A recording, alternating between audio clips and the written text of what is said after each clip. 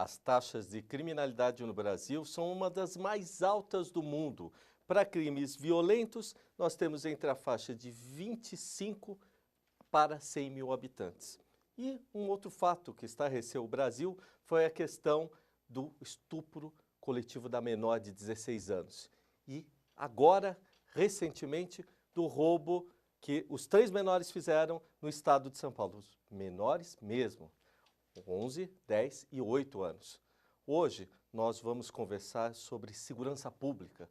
Segurança pública que é um conceito de Estado, não apenas a questão das polícias, mas trazendo um especialista na área, uma pessoa que conviveu, que foi delegado-geral do maior estado de São Paulo, da Polícia Civil, que cuidou de um efetivo de 34 mil homens. Hoje nós temos o prazer de receber o Dr. Marcos Carneiro, que enfrentou de frente essa situação de criminalidade no maior estado do Brasil, que é São Paulo. Doutor, tudo bem? Tudo bem, obrigado pelo convite. É sempre um prazer estar aqui para poder debater assuntos tão importantes para a sociedade. É um prazer nosso. Já vem a segunda vez no nosso programa e a primeira vez também lá na Rede Brasil. Eu confesso que naquele período foi um dos maiores acessos que nós tivemos lá na Rede Brasil com relação à rede social, à coluna, muita pergunta. A questão de segurança pública é uma questão muito complexa, prevista na Constituição brasileira, para o cidadão poder ter. E o Alexandre Presto, da Associação Comercial, tem aí nos feito companhia alguns programas que espero que efetive também sua participação, tudo bem? Eu que agradeço a participação aqui e vamos lá. Deixa eu passar aqui, eu não costumo fazer isso, cara. Agora usando até uma lente de aumento, né? Mas eu queria passar um pouco do currículo do senhor, olha. Entrou na polícia em 1989, como delegado de polícia, completa hoje 24 anos, é isso, de serviço? Então, eu entrei em 89 e fiquei até 2015, porque eu me aposentei em outubro de 2015. Então, foram 26 anos 26 anos já, né? E foi da divisão operacional da Corregedoria da Divisão, né? Antissequestro, tão importante, né? Capão Redondo, aqui tem alguns dados. 2001, professor do gerenciamento de crise da Academia de Polícia, a CADEPOL, tão importante no Estado, né?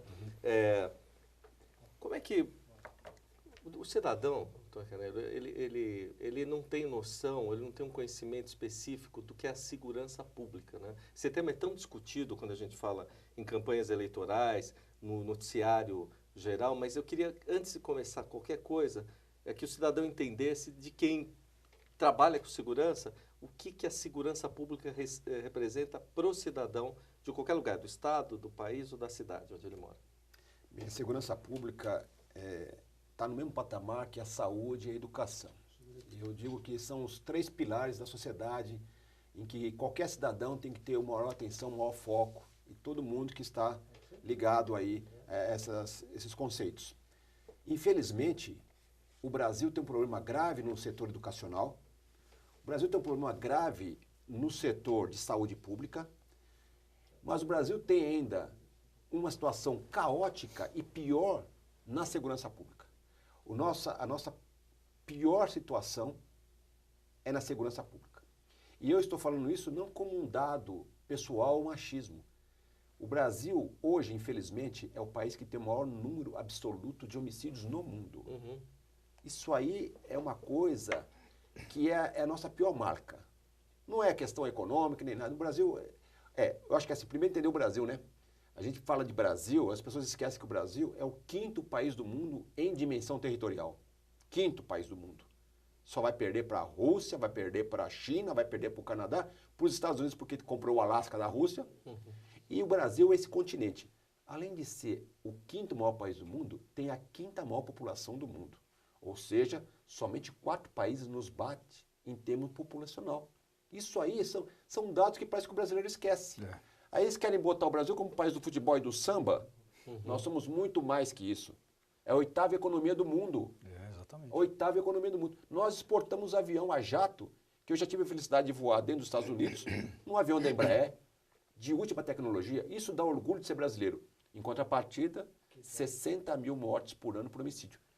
E aí fica a interrogação. Por que isso? E por que nós aceitamos isso? Por que se mata mais no Brasil do que na guerra na Síria? E a guerra da Síria tem tanto impacto. Por quê? exatamente por sermos esse país continental Entendi. e por termos a população de 200 milhões de habitantes. Então, o homicídio se dilui, só que se dilui de uma forma estatística fria numeral. Só que cada família, cada parente que perdeu um ente querido por um crime de homicídio é terrível. E o pior, quando se mata, quando se vai roubar, que é a pior situação, que não tem outra situação mais crítica que essa. Alguém, por causa de um relógio, de um celular, de um tênis, perde a vida. Doutor Carneiro, há um desconhecimento, eu acho que o senhor tem total razão nessa questão, você vai roubar alguma coisa, matou por conta tão pequena da situação, é uma crise de identidade da educação. Mas o fato da gente ter vou situar em São Paulo, né, uma segurança que necessita de estrutura e recursos, o senhor acha, muito questionado hoje em dia, o crime tem muito mais recurso do que as polícias. Mas a polícia também tem inteligência e um padrão de pessoas como o senhor, né, que o crime talvez não disponha. Falta efetivo, falta investimento, ou nós podemos dizer assim, nós temos também uma questão policial muito aquém do que os outros países colocam. Primeiro mundo. Eu escuto muito falar, delegado, poxa vida, nos Estados Unidos a polícia é 300 vezes melhor, então nós vamos fazer curso lá. É efetivo assim? Ou o policial aqui, civil e militar, no estado de São Paulo brasileiro, é tão bom quanto? Ou tem muita vontade? A questão ela é complexa porque o policial e a instituição policial ela está inserida na nossa realidade brasileira. Eu costumo dar o exemplo seguinte, se eu trouxer uma equipe de policiais do Japão para combater o crime aqui em São Paulo, vai ser um desastre total. Agora, por que essa equipe policial no Japão é tão efetiva? É tão efetiva porque a sociedade japonesa, as leis que eles criaram, as estruturas que eles criaram, as instituições e a educação do cidadão comum japonês possibilita que lá tenha um índice de criminalidade muito baixíssimo. É a mesma situação comparando a limpeza de Tóquio e a limpeza de São Paulo, que são cidades Exato. metrópoles. Só que Tóquio, dificilmente você vai achar um papel na rua, uma bituca de cigarro. Não é porque Tóquio tem um varredor em cada rua. Tóquio tem um cidadão japonês que tem a consciência que não pode sujar a rua que pertence a ele. O brasileiro não tem essa consciência do pertencimento. Esta rua me pertence. A rua pertence à prefeitura, pertence ao estado, pertence à subprefeitura, mas não. A rua nos pertence. Quando o brasileiro atingir esse grau de conscientização, tudo no Brasil vai melhorar, inclusive a questão da segurança pública. O senhor acha, para dar uma cercada nesse assunto, o senhor acha, a gente tem os índices do volume de dinheiro investido no salário dos policiais, né? Então, eu escutei muito falar, nós temos um efetivo aqui, o senhor me corrija, 34 mil homens na Polícia Civil Então, disso. e quase 90 mil homens na PM, né? Mas aí também fico pensando, são 44 milhões de pessoas. Se eu fizer uma soma ali, comparado, dentro do que o investimento que o Estado faz e o orçamento de secretaria, eu posso até pensar o seguinte, o Estado é grande e gasta muito, a secretaria também gasta muito, é a função do Estado. Será que o policial, por ganhar mal em São Paulo, dizem isso, porque ganha o menor salário da federação, não é culpa de governo, e sim do orçamento que tem que ser distribuído dessa forma, né? E aí eu escuto falar, lá no Amazonas o sujeito ganha o triplo. Será que só esse fator já não deixa a pessoa pensar que esse policial de São Paulo faz porque está no DNA dele? Porque uma pessoa que sai ganhando 3 mil reais e vai dar o peito à bala na rua, numa situação de 44 milhões de pessoas, como é que o senhor enfrentou tudo isso? 30 mil homens, peraí, são 44 milhões de pessoas, né? Eu acho muito injusto um número de policiais assim. A Guarda Civil Metropolitana de São Paulo parece que tem 7 mil homens. Como é que fica essa situação, legal? Como é que o senhor conseguiu administrar isso? Isso realmente é complexo porque houve uma expansão enorme da população no estado de São Paulo. Vamos falar especificamente de São Paulo, só para ter uma ideia. E o nosso quadro de policiais civis, ele acabou sendo diminuído.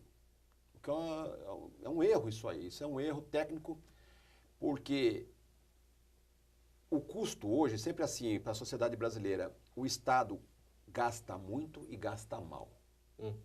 O Estado, que eu digo no sentido genérico, Sim. tanto a prefeitura como o Estado, como a União. Mas o ente público, o poder público, gasta mal, porque arrecada um volume enorme e parece que é um paradoxo. Eu, cidadão, pago um imposto enorme e não tenho a contrapartida. Um cidadão da Dinamarca, da Noruega, também paga um imposto maior do que eu, só que ele tem a contrapartida. Ele tem uma segurança de qualidade, uma educação de qualidade e uma saúde de qualidade.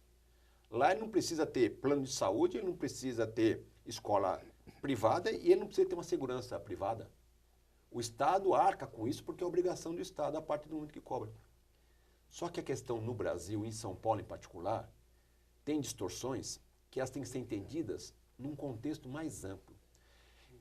Quando a gente fala que segurança pública é um caso de polícia, e isso foi um título que a gente colocou exatamente para criar essa polêmica, porque segurança pública é muito mais do que isso.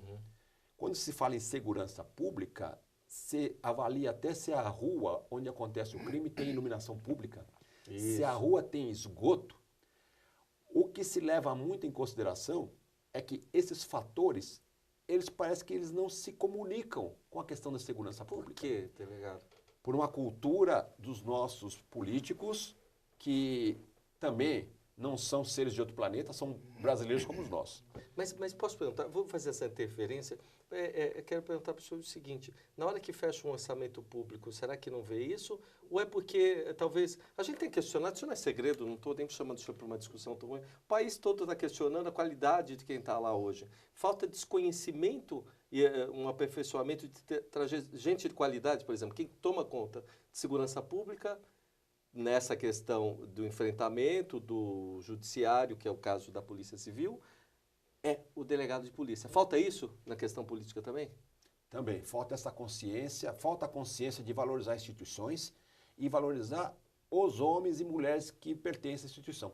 No Brasil, particularmente, a polícia, ela sempre teve uma imagem muito negativa, porque historicamente a polícia sempre foi um órgão para defender interesse do chefe político de plantão. Que foi a questão do AI-5. Todo mundo reflete muito nessa questão do AI-5, né? Sempre, sempre isso aí, volta-se muito essa questão de uma polícia que não é uma polícia pró-cidadão, é uma polícia pró-Estado. Estado. Ente abstrato, o que domina, quase que o Big Brother e o grande irmão. Sempre tem que ter um equilíbrio entre o interesse público e a liberdade individual. A gente gosta muito de dar exemplo quando teve a Revolução Francesa, que realmente foi um marco a Revolução Francesa. Liberdade, igualdade e fraternidade. Isso até hoje forte. Só que nós esquecemos que quando houve essa mudança na França, não atingiu as mulheres, não atingiu os adolescentes. As mulheres francesas só foram ter direito a voto séculos depois. Verdade. Quando teve a luta na Inglaterra pelo direito até a Carta Magna, a Constituição que ia preservar, isso foi uma luta, foi muito interessante, foi um marco, a coisa da lei prevalecer sobre o interesse pessoal, mas a gente tem que lembrar que quem fez isso foram os barões, os grandes donos de terra, que não queriam que o rei tivesse um poder absoluto. Entendi. É muito interessante isso para entender por que nós chegamos ao ponto que nós chegamos.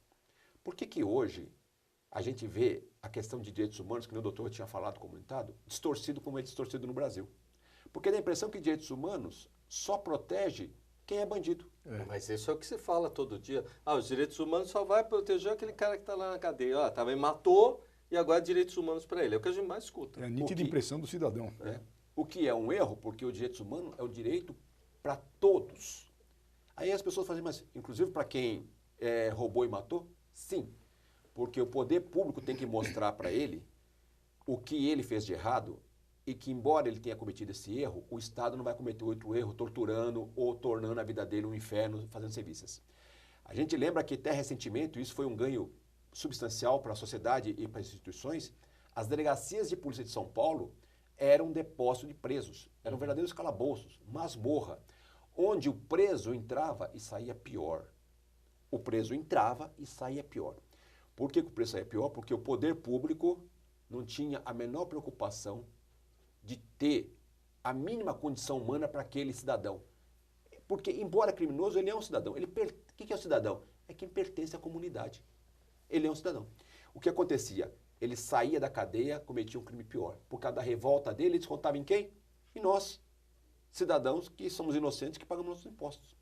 E é isso que tem que ter o critério quando a pessoa vai votar na urna. O senhor acha que falta essa campanha? Desculpa interromper, delegado, mas acho tão importante, porque quando se fala em campanha política, e a gente, parece que brasileiros, agora que está tomando consciência, está acendendo a luzinha, quando se fala em campanha, sempre o tom das campanhas, o questionamento se gasta milhões, vamos dar saúde de qualidade, vamos dar educação de qualidade, transporte público e segurança pública, né? Mas peraí, isso está previsto na Constituição, quer dizer, todo mundo vai reinventar o que já tem que ser feito? Não, falta o brasileiro entender isso.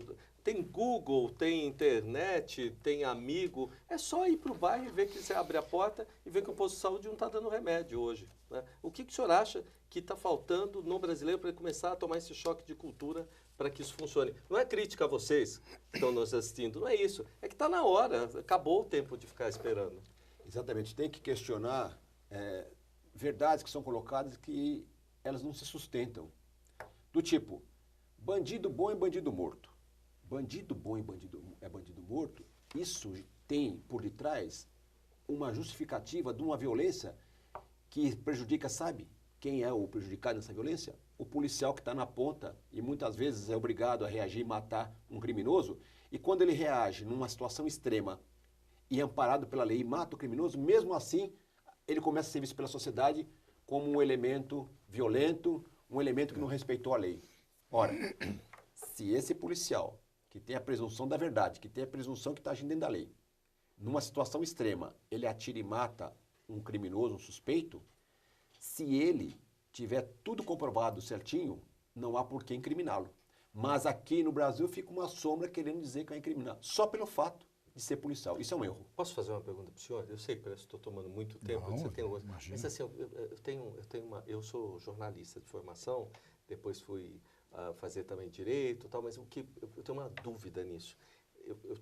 Em reportagens eu olhava o seguinte, o sujeito está lá na frente comigo, às vezes reportagens de conflitos, né? A PM na frente, na Paulista, e que já aconteceu em 2013. E aí eu vi o pessoal, às vezes do nada, no conceito coletivo, acertando, jogando essa pedra, algumas coisas, né? Qual o sentimento que o policial tem quando ele sai de casa e deixa a família dele lá? Essa é uma pergunta que eu sempre quis fazer. E aí você chega na frente de uma pessoa que você vê que é um cidadão que também está ali e vê o ódio na cara daquela pessoa, porque entra num conflito que a pessoa entra num consciente de ódio. E falar, não, peraí, eu penso que esse policial deve estar pensando, poxa, eu tenho família em casa, eu estou ganhando assim, dessa forma, eu estou aqui. Como é que essa pessoa identifica o policial como inimigo nessa hora? Porque o que se percebeu nessa situação toda, sem querer estender mais, que o Brasil só ficou no lugar dessa crise toda que a gente passou, porque a gente teve uma crise aí de governo para se sustentar. Porque o judiciário efetivamente funcionou dentro de toda a questão constitucional, ele segurou, né? E os militares e os policiais dos estados fizeram o papel deles direitinho de segurar em todas as manifestações e até nessa coisa, com todo respeito, é golpe, não é golpe? Peraí, tem uma Constituição, tem gente por trás, quer dizer, não tem um respeito com a gente. Como é que o senhor se sente vendo isso? O senhor que é policial mesmo, como é que o senhor se sente? Fala, poxa, essa pessoa não está entendendo que eu estou aqui para estar junto? Então, o policial tem que ser preparado exatamente para isso. Hoje nós estamos vendo aí nos jornais o que está acontecendo na França, em que a polícia francesa está sendo vítima de ataques violentos por parte dos trabalhadores que estão tendo seus direitos lá com risco de serem cerceados de alguns direitos. Essa dinâmica, ela é do jogo. Só que mesmo essa dinâmica do jogo tem os limites. A própria polícia francesa lá está tendo um outro comportamento porque passaram a queimar viaturas da polícia e a sociedade sabe que é aquela questão que tem que proteger. A questão policial ela é tão complexa que eu vou lembrar um fato que a maioria não lembra porque foi no início da década de 90, uma perseguição a um carro que um cidadão não parou pela ordem da polícia em Los Angeles. Nós estamos falando no comecinho de 90, não tinha internet, não tinha nada. O que aconteceu? A polícia foi atrás e conseguiu pegar esse cidadão. Ao tirar do veículo, os policiais aplicaram uma surra sonora nesse cidadão. Naquela época, não tinha todo o aparato que nós temos hoje, mas tinha já as pequenas câmeras, handcams, câmeras portáteis, e um cidadão gravou. Esse cidadão gravou e passou para uma rede americana. As redes americanas, ABC, NBC, CBS, já eram muito grandes e tinham uma capilaridade enorme nos Estados Unidos. Isso foi chocante nos Estados Unidos. Chocante. Pelo fato do cidadão ser negro. Aí veio a questão étnica, tudo aquilo lá. Muito bem.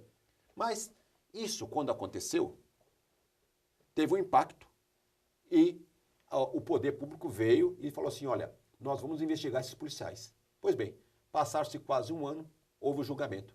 No julgamento, os policiais, que por uma triste coincidência eram todos arianos, brancos, fortes, cabelo cortado, estilo militar, saíram da prefeitura, da sede da prefeitura, onde é a sede da polícia, né? Porque isso é outra coisa que no Brasil é um erro, né? A polícia não está mais próxima por ser... O que aconteceu? Saíram e falaram de uma forma irônica, que foram punidos com advertência. Isso disparou, doutor, um mecanismo de revolta popular que aconteceu o seguinte, foram 37 mortes, por aí ou mais que isso, foram milhares de feridos e um prejuízo de mais de $1 bilhão na cidade de Los Angeles. Nós estamos falando de onde? Nós estamos falando do país mais desenvolvido do mundo. Nós estamos falando da segunda maior cidade americana, que simplesmente entrou em estado de sítio. O cidadão não ia trabalhar. É igual ficou São Paulo em 2006, uma situação similar. Os Estados Unidos teve que acionar a Guarda Nacional, que é uma força de reserva só para conflito interno, e teve que pedir apoio da Marinha e do Exército americano para patrulhar as ruas. É verdade. Isso é para deixar claro para o cidadão que o nosso equilíbrio social, a nossa teia social, é realmente uma teia, ela é muito sensível. Qualquer ruptura pode causar um mal muito maior. Eu quero passar para você fazer uma pergunta, professor, mas depois já entrar no caso da adolescente. Não sei se nem a tua pergunta já vai ser a questão do estupro, já? Não, pode ser. Eu só gostaria até de corroborar com a colocação do Dr. Marcos Carneiro, que eu achei que foi muito didática essa questão a síntese do problema da segurança pública na cidade de São Paulo, no Brasil principalmente, né? E a cidade de São Paulo, que é uma das maiores aqui do mundo, né? A quarta maior do mundo. E essa questão é a seguinte, só para corroborar com essa sua colocação, que foi brilhante, eu acho que o que falta aqui é um senso de cidadania, passado principalmente nas escolas. Se nós fizermos uma análise, nos Estados Unidos e na Europa, as crianças já em formação inicial, elas já recebem aulas de cidadania com senso do direito penal e do direito civil, porque elas já se entendem como um ser cidadão que faz parte de uma sociedade que tem regras e que elas, como indivíduos, elas têm direitos e deveres. Eu acho que essa é uma questão muito importante, um diferencial necessário que nós precisamos implantar no nosso sistema educacional brasileiro. O Presto sempre coloca lá pela associação que falta, isso eu vi pela escola militar, a polícia civil não tem uma escola de primeiro grau militar, né? Não cabe no quadro. Mas antigamente, e o senhor teve também, a gente tinha que jurar a bandeira na escola pública, tinha o SPB, e também na escola, em todos os lugares do país, também tinha o dentista, não é? E hoje não tem mais. E aí eu fico me perguntando, eu sou de 69, né? Nasci em 69. Eu fico me perguntando o seguinte, isso foi um planejamento sem rumo que terminou o cidadão tendo? Porque é aquela tal formação da geração Coca-Cola, não sei se a gente deve bater na mesma época, né? Aí depois veio o avanço, as nossas carroças, telefones celulares, aquela coisa, você tinha um orelhão na rua, né? Não tem mais nada disso e eu sinto que daquela época para cá, ninguém tentou, dentro da escola pública, explicar nada de onde a gente veio e para onde a gente vai. Como é que alguém vive sem saber de onde veio, entendeu? Essa questão é interessante porque eu, felizmente, sou de uma época, porque para ser velho você tem que ter algumas vantagens. Uma das vantagens é essa, em que você fazia o primário, o ginásio, o colegial no Estado, que era de excelente qualidade, e tinha a possibilidade de entrar numa faculdade estadual. Então, Isso aconteceu comigo. Somos da mesma época, então. Não. E aí o que acontece? Quando a sociedade brasileira expandiu, porque a população brasileira, a gente tem que lembrar isso para os mais jovens, na década de 70, que teve a Copa do Mundo, que todo mundo vibrou, eu nos meus, na época eu sou de 57, eu tinha 13 anos, ainda sonhava ser jogador de futebol, depois eu vi que tinha que jogar muito mais do que eu jogava para ser jogador de futebol, eu tive essa consciência bem cedo. Mas o interessante é que a gente cantava 90 milhões em ação. Estamos falando em 1970. É verdade. Para 200 milhões hoje, né, doutor? Mais que dobrou. O que aconteceu? A nossa realidade é que a população, ela mais que dobrou, e os recursos financeiros, o poder do Estado não acompanhou. O poder do Estado, o Estado brasileiro, sofreu aí, olha, isso aí seria assunto para 200 programas. Por exemplo, a gente falar da construção de Brasília. O que foi a construção de Brasília? Dá só um programa só de falar de Brasília. Mas Brasília, eu lembro disso, que meu pai comentava comigo, que as pessoas que iam para Brasília iam com o espírito de aventura e para desbravar. A gente fala, Brasília é uma hora de avião, daqui eu estou em... Não, mas naquela época, você imagina um funcionário público, um professor universitário, que morasse no Rio de Janeiro, em Ipanema, desse aula lá, de manhã fosse passear e tal, na hora do almoço ia almoçar em casa. Esse cidadão tem que ser transferido para Brasília, deixando família, filhos, amigos, rede social. Isso impactou demais o Brasil. Um dado interessante isso aí, porque nós ainda somos um país muito jovem e tem tudo isso. Eu fico imaginando, por que a escola pública decaiu? Então. Decaiu porque quando nós tínhamos professores de qualidade, houve um hiato, um espaçamento aí, que o poder público não conseguiu repor professor de qualidade. Infelizmente, a gente sabe disso. Eu vejo muito, assim, alunos de curso superior que quando terminam uma faculdade de Direito, tem que fazer um curso de português específico, porque escreve errado. Ora, um advogado, um promotor de justiça, um juiz, um delegado, tem que, pelo menos, trabalhar com a ferramenta básica que é a língua portuguesa, a nossa língua pátria. E por que tem essa dificuldade? E veja só, a nossa língua portuguesa, ela reflete também o que é a nossa sociedade. É altamente elitista. Se alguém fala o pronome corretamente com mesóclise, é enaltecido. Nossa, olha, a pessoa sabe usar o pronome corretamente. Por que essa nossa questão? Por que nós temos sempre que ter a questão de achar que quem está no topo, que tem um conhecimento técnico, é melhor? Por que a nossa língua é tão elaborada assim? Porque a nossa língua é elaborada para mostrar o seguinte, porque numa conversa de 5 minutos, eu sei se você tem uma boa formação ou não. Boa linha de raciocínio. Agora, se eu estou na Inglaterra, se eu estou nos Estados Unidos, eu converso com qualquer pessoa, o nosso linguajar não vai diferenciar. Excelente. E a educação nesse aspecto também, a pessoa pode ser educada e ter, né? Eu lembro que no Brasil, nós só fomos ter universidade lá para a década de 30. Verdade. Nós não tínhamos esse conceito de universidade. A Faculdade de Direito de São Paulo, a Faculdade de Direito de Recife, eram os 2 pontos, e as famílias mais abastadas ainda mandavam o filho estudar em Coimbra, que era coisa. Nunca houve a preocupação de realmente ter uma estrutura de formação para todo mundo no Brasil, para ter... Por conta do crescimento ou porque as gerações antigas tinham ainda algum tipo de memória mais democrática e a gente terminou ampliando muito? Porque eu acho que a internet, por exemplo, globalizou muito tudo e parece que se perdeu os vínculos, doutor. O que o senhor acha? A estrutura ou porque a gente perdeu a essência? O que aconteceu é que o que era uma coisa facilmente cercável e localizável, que era os segmentos sociais, começou a ter uma dinâmica diferente. E nós devemos essa mudança porque havia uma estrutura em que você ou era da Casa Grande ou você era da Senzala. Não havia o meio termo. Depois começou a ter o meio termo.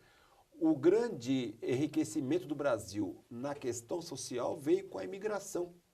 Os italianos que aqui chegaram, alemães, espanhóis, portugueses, os japoneses.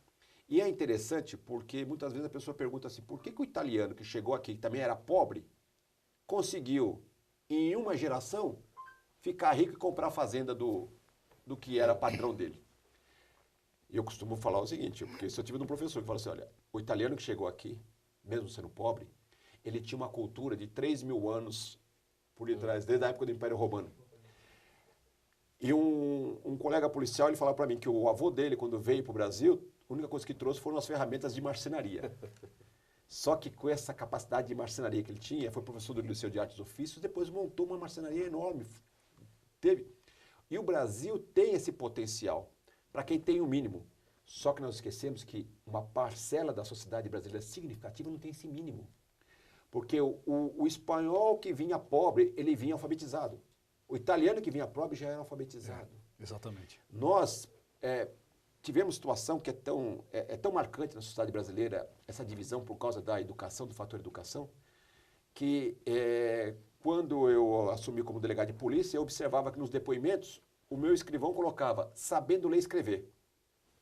Aí eu perguntei para ele, escuta, por que você está colocando sabendo ler e escrever no depoimento, se quem está dando depoimento é um engenheiro? Ele falou para mim aquela frase clássica, né? Aquela frase que é clássica. Doutor, eu aprendi assim e continuo fazendo assim. Não questiona, mas por que era assim? Eu fui procurar, porque eu sou curioso. Uma vez um delegado de polícia falou que, na verdade, eu não sou curioso, que eu sou encardido, que eu vou atrás das coisas, que eu fico... Mas eu sou curioso. Eu fui saber o quê? Que quando começa esse padrão de depoimento, na década de 20 e 30 no Brasil, a maioria da população era analfabeta. Então, a exceção era saber ler e escrever. Ora, um país em que a exceção é saber ler e escrever é complicado. E aí a gente pode parar um pouquinho e pensar o seguinte, como é que tudo envolve, né? As religiões, valores e tudo mais. Quando as pessoas falam assim, se o Brasil tivesse sido colonizado por ingleses ao invés de portugueses. Eu falo, pessoal, o inglês que foi para os Estados Unidos não foi para ficar rico nos Estados Unidos e voltar para a Inglaterra. Eles foram para os Estados Unidos para criar uma nação. Olha o conceito diferente. Eu estou dizendo isso porque eu sou descendente de portugueses. Vieram para cá para ficar rico e voltar para Portugal, porque tem as raízes lá em Portugal. Acabaram ficando por aqui. Muitos criaram e criou essa nação maravilhosa que é o Brasil. Só que é o seguinte, a religião tem um peso importantíssimo. Enquanto a nossa católica, o padre rezava a missa em latim, quer dizer, eu não sei o português, mas eu tenho que escutar uma missa em latim. E o padre rezava a missa virado de costa para o público. O cidadão americano tinha o pastor lendo para ele a Bíblia, mas com um detalhe, ele tinha que ler a Bíblia também, porque era da religião que ele deveria interpretar a Bíblia e discutir com o pastor, conversar com o pastor. Fazer o intercâmbio. Não era o pastor simplesmente falando, era para você também ler a sua Bíblia. A partir do momento que ele está lendo a Bíblia, ele sabe ler e escrever, e aí a coisa começa a tomar outro peso. Ele vira um cidadão efetivo. É uma aula. Uma aula. Obrigado, a gente gosta de... Não, mas está ótimo. Doutor Carneiro, Alexandre, a gente vai para um rápido intervalo aqui no Questão de Justiça, mas vendo um trabalho maravilhoso que o senhor vai ver, que é da Casa Hope. Um trabalho que eu participei, de ver um pessoal montando um estúdio pequenininho aqui para a gente da TV, é interessante. Crianças com problema de câncer e que fazem um relato com um estúdio de televisão. Então, a gente vai para esse intervalo, o senhor vai dar uma olhadinha nesse trabalho da Casa Hope e nós já voltamos. Okay.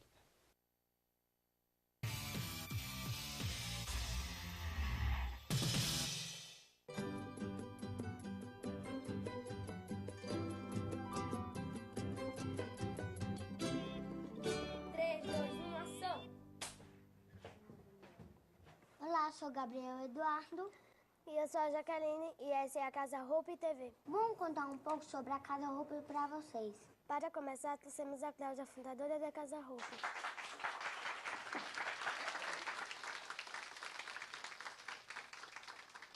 Me conta, Cláudia, como tudo começou? Então, a Hope ela começou em 1996 com o objetivo principal de dar um apoio integral às crianças e adolescentes com câncer e seus familiares e transplantados de medula óssea, rim e fígado. 1996, eu não tinha nem nascido. Viu como faz tempo? Me conta, como as crianças conseguiram chegar aqui? Então, as crianças elas chegam aqui através das assistentes sociais dos hospitais que fazem contato conosco e procuram a vaga. Eles acabam procurando a cidade de São Paulo, porque São Paulo é um centro especializado nesses tipos de doença. As crianças conseguirem chegar até aqui, elas já são vitoriosas. Muito obrigado, Cláudia. Obrigada. Agora vamos ver uma matéria que o Caio fez contando como funciona a Casa Hope por dentro. Roda VT. Essa é a entrada da Casa Hope, é aqui que as crianças chegam. Tem até van para buscá-las do hospital. Chega aí. Tomada 4/7. Ação! Você está vindo de onde? Vindo do hospital. O que você vai fazer agora? Vou colocar neném pra dormir. Bons sonhos. Obrigada. Na casa tem 48 quartos. Cabem 2 famílias em cada um. E tudo funciona 24 horas por dia, inclusive a monitoria. Tem 2 refeitórios. Um deles só para os transplantados de medula óssea. Pena que não dá para você sentir o cheirinho daí. Bom, eu vou continuar comendo. A Emily vai mostrar o que tem mais na Casa Hope. Depois da moça, a turma vem pra sua TV. Ai, que delícia. E os pais também têm que fazer. A Casa Hope tem curso de gastronomia, informática e muitos outros. Tem até um centro estético. Olha que chique. Agora dá licença que eu faço minhas unhas. Ô, Vitória, tem que filmar maquiagem. Tá bom, Vitória? A Emily tá se achando fazendo as unhas. Tá se achando mesmo, mas você viu que a Casa Hope se preocupa até com os pais e com a educação das crianças também. Na Casa Hope tem até escola. A gente aprende tudo aqui. E as professoras são muito legais. Tem um brinquedoteca também. A gente tem que se divertir também, né? Agora vamos ao vivo na aula TMO, onde Marcos está com a nossa monitora. Marcos, nós estamos ao vivo. Bom, Marcos, tu tá me ouvindo? A gente tem algum probleminha técnico. Tá tudo resolvido? É com você, Marcos. Estou ao vivo aqui da ala TMO com a monitora Cida. Cida, o que significa TMO? TMO é transplante de medula óssea. Nós oferecemos a esses pacientes que chegam aqui debilitados condições especiais. Após o transplante, esses pacientes estão bem fragilizados e necessitam muito mais de cuidados como a higienização e outras coisas. E vocês atendem adultos também? Sim, nós atendemos transplantados de todas as idades.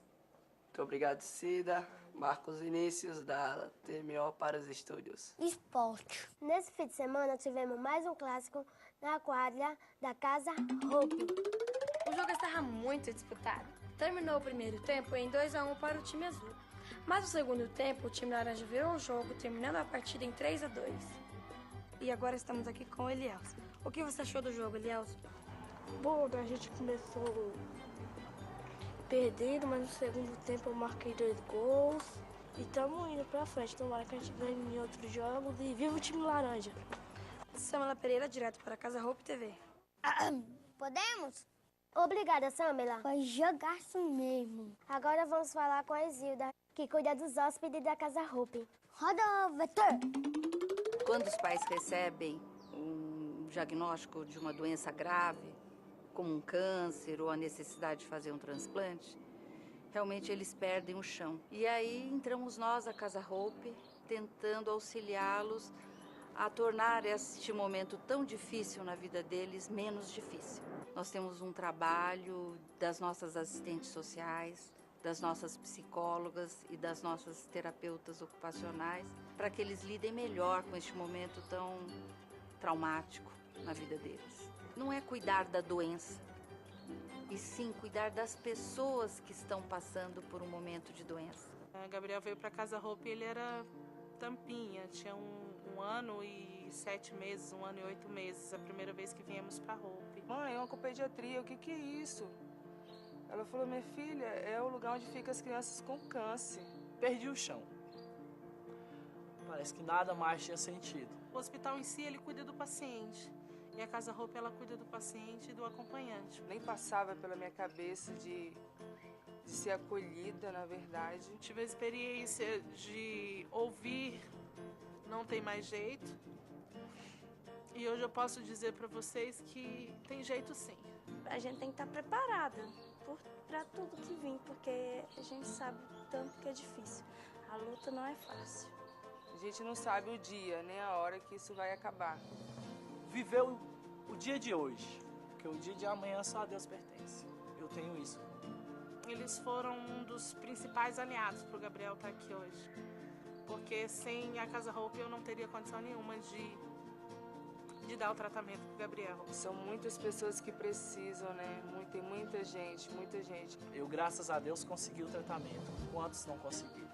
E nem sabem que o próprio filho tem essa doença. Eu só quero agradecer muito, muito obrigado e dizer que o amor move as pessoas.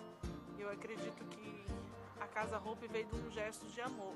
Bom, terminamos mais uma edição da Casa Hope TV. Tchau! Tchau, até a próxima. Beijão, gente.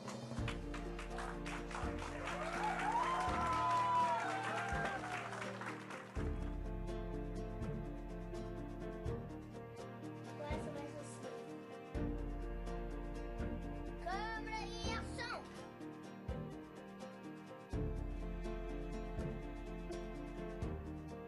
Pra tirar a camisa?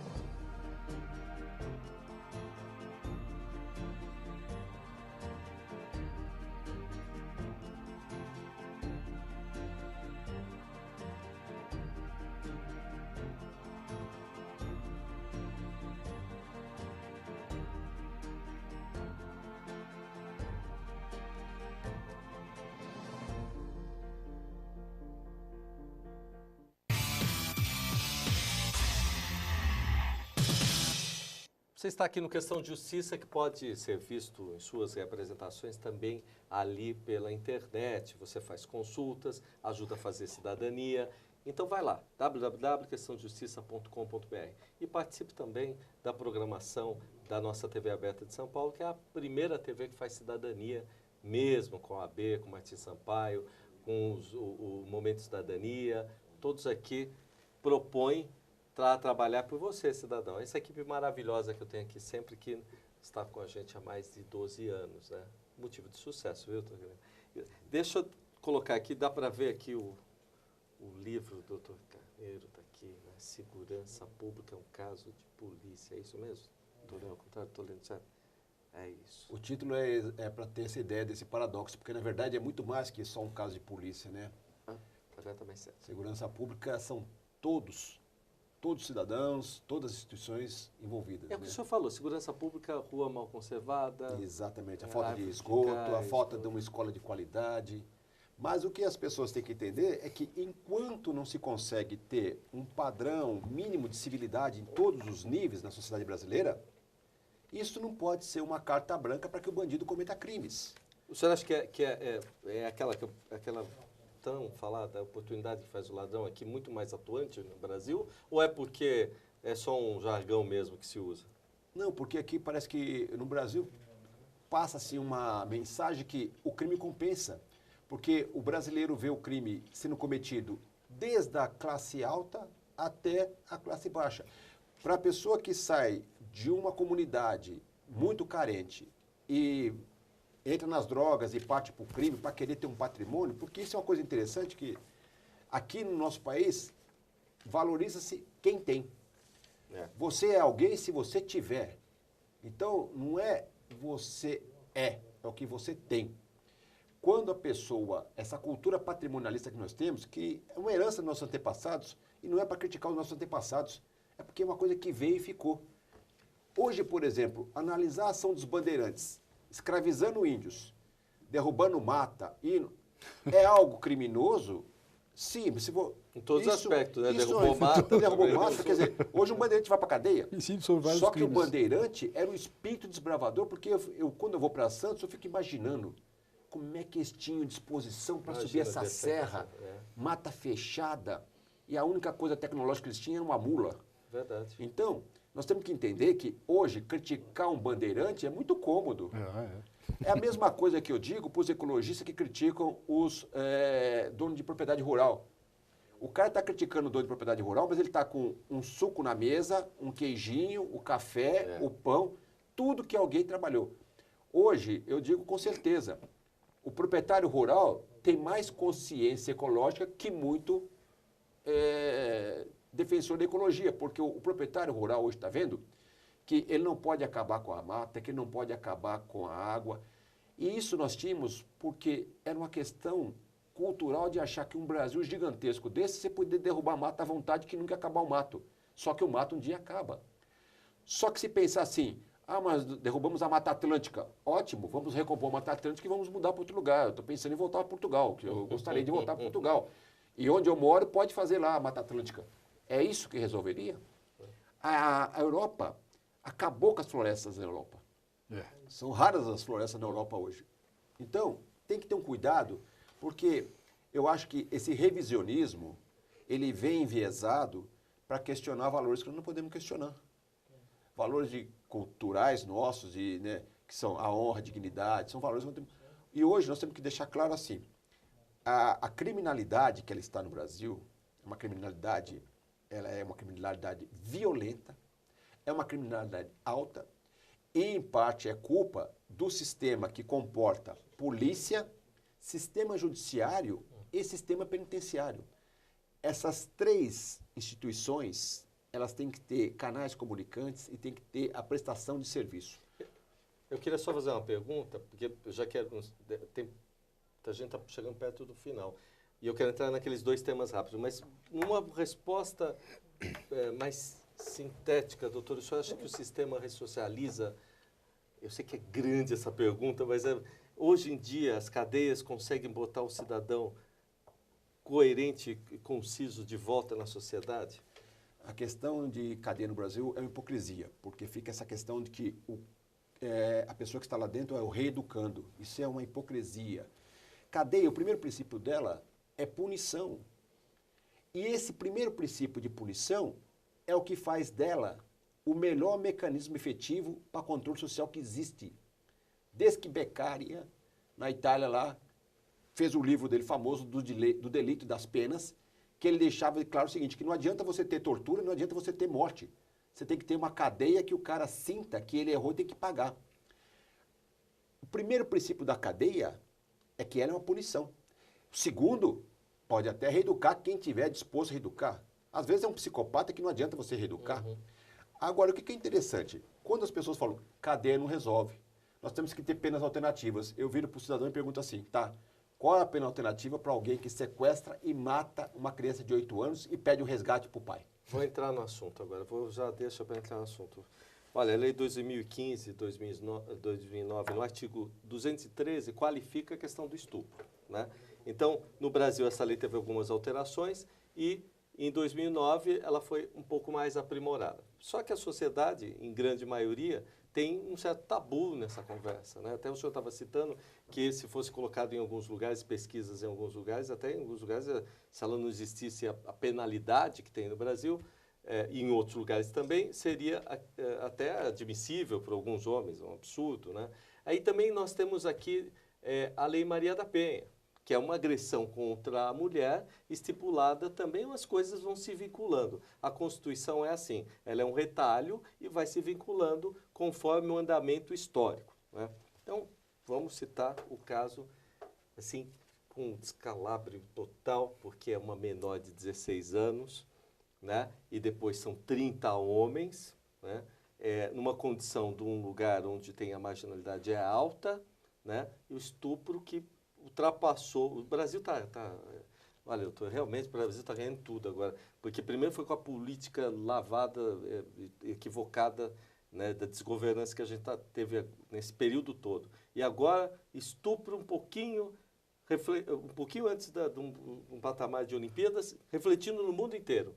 Conclusão. A Câmara dos Deputados aprovou a criação de uma comissão de parlamentares para acompanhar e fiscalizar a apuração do estupro coletivo ocorrido no Rio.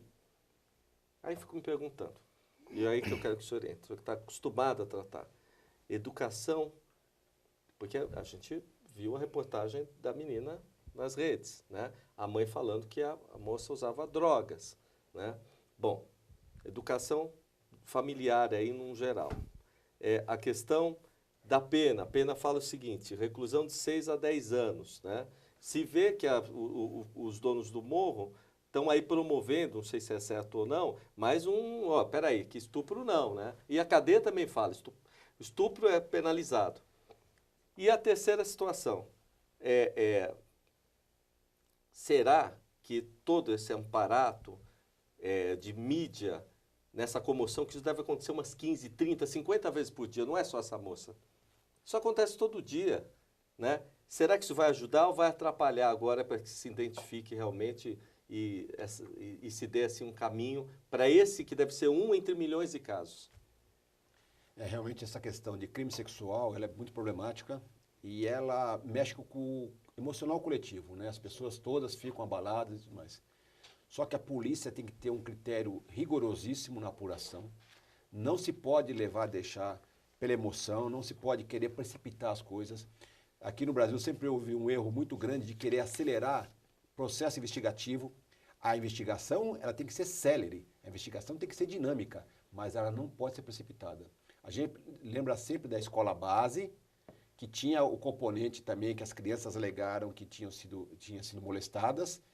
Foi um trauma para o país e depois se verificou que aquilo não havia ocorrido. Aquilo foi bem sintomático. O que tem que entender é que o que chama a atenção é que parcela do poder público já quer surfar na onda para querer aparecer.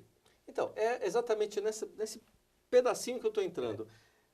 Mas vamos dizer o seguinte, doutor, isso aí acontece aqui na esquina toda hora, eu não estou banalizando, é que deveriam já estar olhando isso há muito tempo de forma. E já veio propostas aí para querer aumentar a pena, isso é um erro.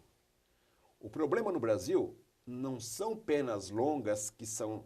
O problema no Brasil é que pena nenhuma praticamente é aplicada. Agora eu vou fazer uma pergunta picante. Então quer dizer, o Arnold Schwarzenegger falou nisso, e 5 minutos só... Então é o seguinte, não vai dar para entrar na questão dos meninos. Será que pena de morte, que tem estados dos Estados Unidos que pena de morte funciona. Pena de morte para isso funcionaria? Não, não funcionaria. A pena de morte, mesmo nos Estados Unidos, em vários locais estão sendo revistas, porque a pena de morte, ela tem o seguinte componente, ela tem um único ponto que ela realmente é irrefutável. Aquele cidadão A não vai cometer mais crime. Agora, vários crimes condenados por pena de morte nos Estados Unidos foram revistos graças à evolução da ciência e provou que aquele cidadão... Sim. Não. Eu tenho um caso que é muito emblemático, que era o seguinte, que uma mãe, ela alegou que tinha sido sequestrada e mataram os 2 filhos dela jogando o carro no rio. E ela fez um retrato falado de um suspeito. E prenderam o suspeito, o camarada já estava tudo... Aí descobriu-se que ela tinha jogado os filhos no... E ela fez um retrato falado, aleatório, que infelizmente deu o azar de ser um rapaz. O caso da Nardone, o caso da menina lá. Vou fazer uma pergunta para o senhor, porque agora, como ser humano, um homem que trabalha com essas emoções o tempo inteiro. Ele deve ter uns 3 minutos para dar uma estendida. Da moça eu já fiquei passado, doutor. Da moça eu já fiquei passado, porque como homem e pai de uma menina, né? Independente de qualquer coisa que a moça tenha feito, isso é um absurdo, é desumano. Agora, o que eu fiquei mais chocado hoje é com a situação que também acontece direto, o doutor Malheiro já falou para mim que tem muito problema, são essas 3 crianças no estado de São Paulo, uma que eu falei no começo, 11, 10 e 8 anos, né? Como é que a nossa infância está chegando neste ponto? É que agora a gente já começa a ver as coisas, né? Tem facilidade. Mas o senhor não fica assim, passado, de ver? Um tem da idade da minha filha, quer dizer, é uma coisa absurda. Como é que você sente? É uma tragédia que, para determinada camada da sociedade, é uma coisa imaginável. Não dá para... É uma coisa surrealista. Criança na cidade, a gente vê brincando ou estudando, não consegue imaginar uma criança com um grau de violência para poder estar nessa situação específica. Mas é uma face do Brasil que nós não queremos ver. Nós não queremos ver que o fato do Brasil ter uma das maiores concentrações de renda do mundo é uma coisa vergonhosa. Nós não conseguimos entender que a gente não vê, por parte de quem deveria dar o exemplo, cometer crimes. Nós sabemos aí de políticos que são tradicionais, estão aí nas páginas policiais, que deveriam doar parte da fortuna para criar uma faculdade, para criar uma escola, para criar... Não, o que ele quer? Ele quer roubar mais ainda. Uhum. A gente esquece que, por exemplo, nos Estados Unidos, que é um país capitalista, um capitalismo selvagem, que tem também uma imagem que não aparece nos filmes, porque tem uma miséria nos Estados Unidos. Nos Estados Unidos tem um sistema de Bolsa Família há décadas lá. Nos Estados Unidos, por exemplo, o problema do morador de rua em Los Angeles, eles estão combatendo, alugando apartamentos pequenos para esses moradores de rua morarem lá. Tem um projeto nos Estados Unidos de que ex-presidiário tenha, durante o período, uma bolsa para não voltar a cometer crime. Porque para o americano ele está começando a fazer o seguinte cálculo: se eu pagar $300 para esse cidadão e ele não cometer crime, ele vai evitar de criar uma despesa de $5.000 por mês lá. Doutor, então, acho que tem um minuto. Quer dizer, que se o Estado investisse mais no plano básico que a Constituição manda, o senhor acha que a gente chegaria em algum lugar, pelo menos para que a nossa infância tivesse um futuro com mais dignidade? Não precisa roubar carro, né? Com certeza. E a distorção, né? Porque criaram um código que foi o Estatuto da Criança e Adolescente, que ele é excelente, mas para a Bélgica, não para a nossa realidade. Meu Deus. Fora do contexto. Fora do contexto. Ele é bom para a Bélgica, não para o Brasil. Doutor, eu fiquei feliz do senhor ter Satisfação. visto. Aliás, eu vou fazer um convite, você também, né? Eu quero fazer um convite para o senhor. Então, a gente está chegando ao final do programa Questão de Justiça, mas eu quero lhe passar uma cadeira efetiva do nosso programa, para que o senhor venha quando quiser.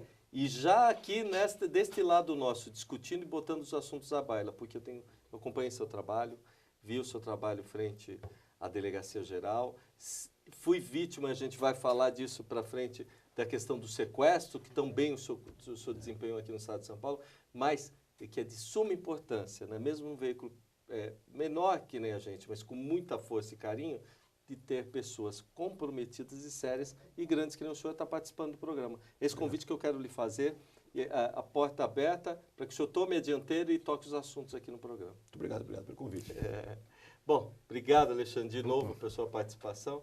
E o Questão de Justiça vai ficando por aqui, né? E volta na próxima semana com você fazendo cidadania. Espero que um pouco mais ameno, né?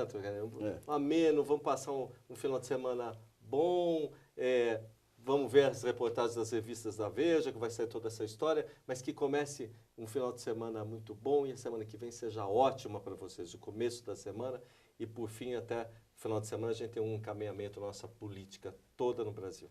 Até a próxima semana.